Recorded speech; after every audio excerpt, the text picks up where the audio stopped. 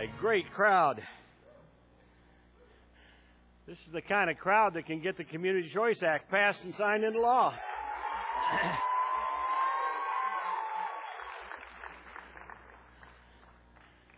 Well, my friends, Mike was right. Today is a great day and a great anniversary. 18 years ago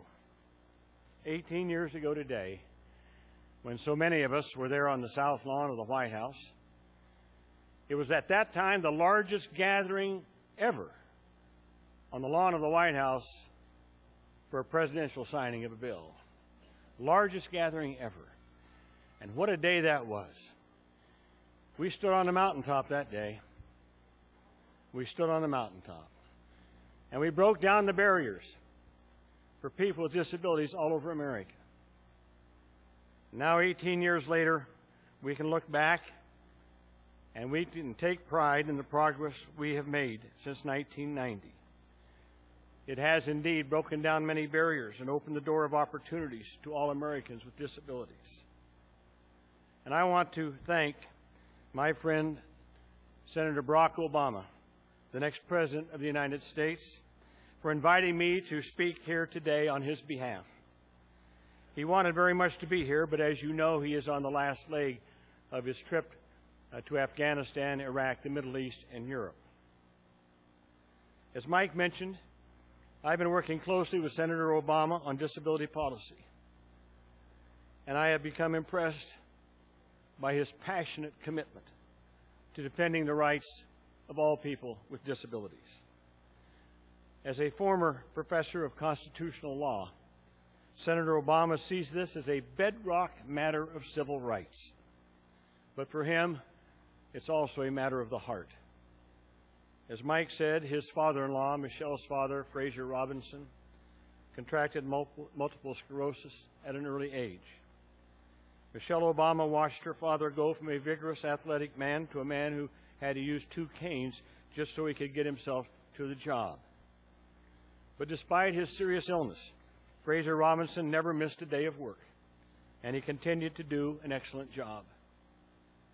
He never wanted special treatment. He just wanted what all people with disabilities want, to be a productive citizen and to be treated like everyone else. But today, ladies and gentlemen, the rights and opportunities of millions of Americans like Fraser Robinson are threatened.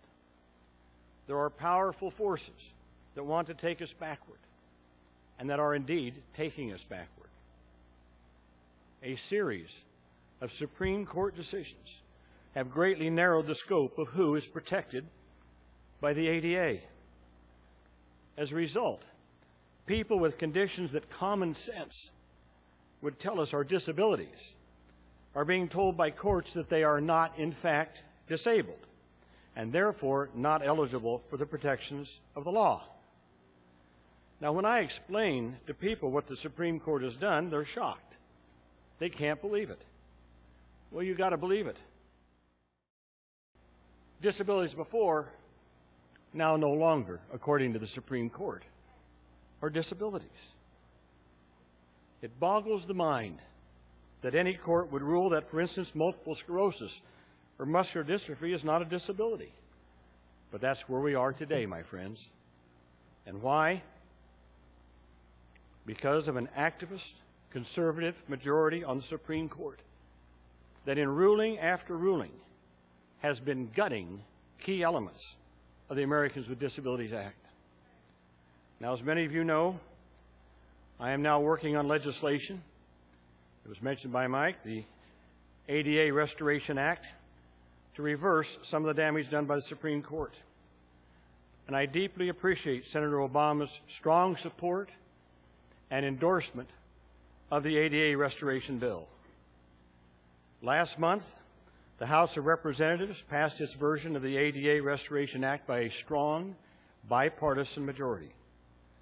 I hope to introduce and pass a similar version in the Senate very soon. In fact, my staff is working on it this morning. We've been working on it for the last couple of weeks. We're pulling it together in a bipartisan fashion. And I'm sure that President Obama would relish the opportunity to sign that bill into law. Well, then we'll have to confront the very same obstacle, won't we? This activist conservative majority on the Supreme Court. They've eroded important elements of the ADA, completely ignoring the clear intent of the law when we passed it in 1990. They could do the very same thing with an ADA restoration bill. That's why, when we go to the polls on November the 4th, Americans with disabilities need to be focused not just on the presidency, but also on the Supreme Court of the United States.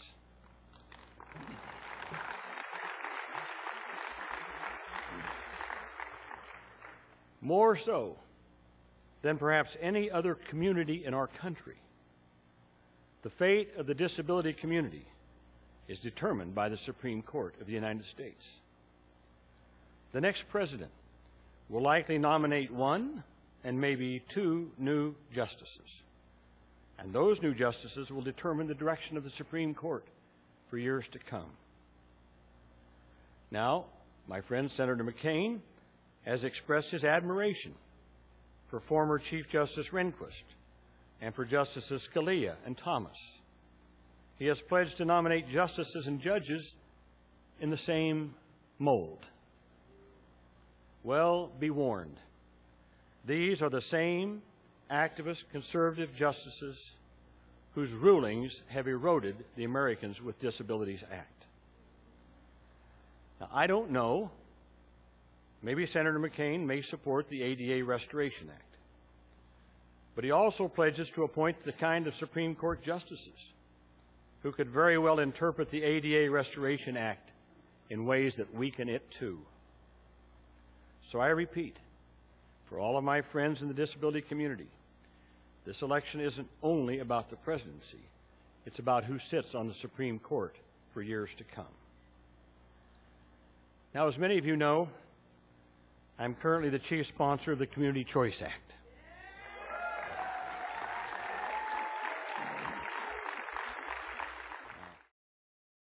Do you know what it would do? It would allow people with disabilities to make their own living arrangements and their own decisions on where and how they want to live. I am proud to say that Senator Obama is a proud co-sponsor of this bill.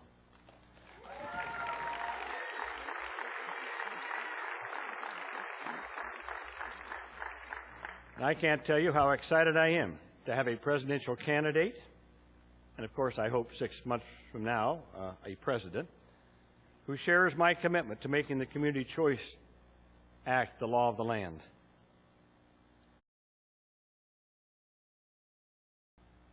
A lot of times people said, well, gee, Tom, we can't do that. It would cost too much. Well, we had an earlier estimate about the cost of this when it was called MCASA. That study was flawed. We have a new study now that shows that the cost of this would probably be somewhere in the neighborhood of about $3.5 to $4 billion per year. People say, my gosh, that's a lot of money. That's a lot of money. $3.5 to $4 billion a year to ensure that every person with a disability can choose where and how they want to live, to have personal attendant services so they can become productive members of our society. Too much? Too much. Well, we're spending about $10 billion a month in Iraq. You know, so for about a week and a half of what we're spending in Iraq, we could provide this Community Choice Act for every single person in America with a disability for 1 full year.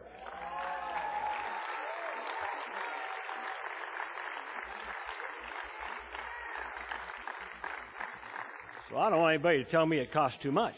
What costs too much is the present system. That costs money too. Plus it costs too much in denying people who can be productive members of society from fulfilling their God-given talents and making use of all their abilities for the benefit of our country. That costs us too much.